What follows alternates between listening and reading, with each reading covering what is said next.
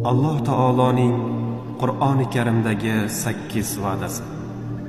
Ey insonlar, albatta Allohning va'dasi haqdir. Bas sizlarni dunyo hayoti sira aldab qo'ymasin. Yana sizlarni aldamchi shayton aldab qo'ymasin.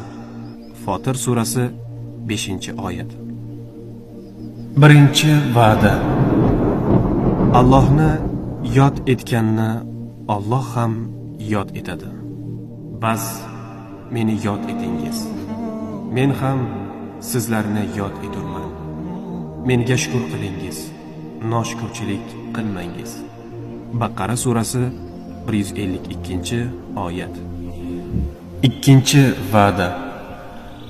Alloh ezgu amallar qilganlarni jannat va ostidan anhorlar oqib turuvchi bog'lari bilan mukofotlaydi. Iymon keltirib solih amallarni qilganlarga xushxabar beringki, ular uchun jannatda ostlaridan anhorlar suvi oqib turuvchi bog'lar bordir. Baqara surasi 25-oyat. Uchinchi va'da.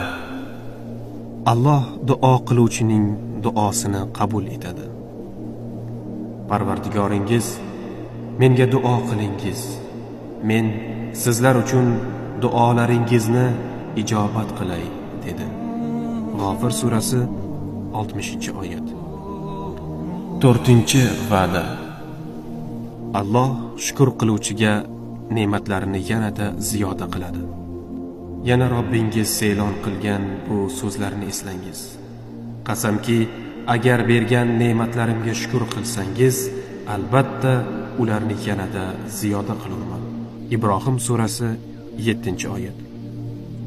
Beshinchi va'da. Alloh tavba qiluvchi bandasining gunohini kechiradi.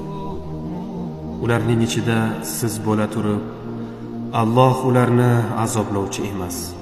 Ular istig'for aytib kechirim so'rab turgan hollarida ham Alloh ularni azoblovchi emas.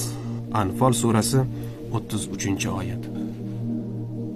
Oltinchi va'da. Alloh tavakkul qiluvchi bandasini shayton va uning yomonliklaridan saqlaydi. Albatta, iymon keltirgan va faqat Parvardigorga tavakkul qiladiganlar ustidan u shayton uchun hech qanday saltanat, hukmronlik yo'qdir. Nahl surasi 99-oyat.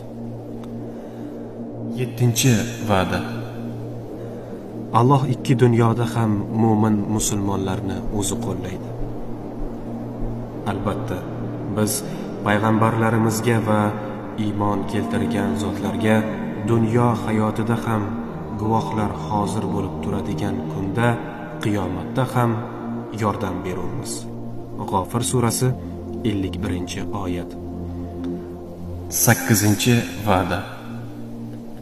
Alloh solih amal qilgan bandalarining gunohlarini mag'firat etib, ularni o'zi mukofotlaydi. Iymon keltirgan va solih amallarni qilgan zotlarning gunohlarini albatta o'chiramiz va ularni qilib o'tgan chiroyli amallari bilan mukofotlaymiz. Ankabut surasi 7-oyat. Shunday qilib, Allohning va'dasi haq ekanini va qiyomatning kelishi shaksiz ekanini bilishlari uchun xabardor qildik. Kahf surasi 21-oyat.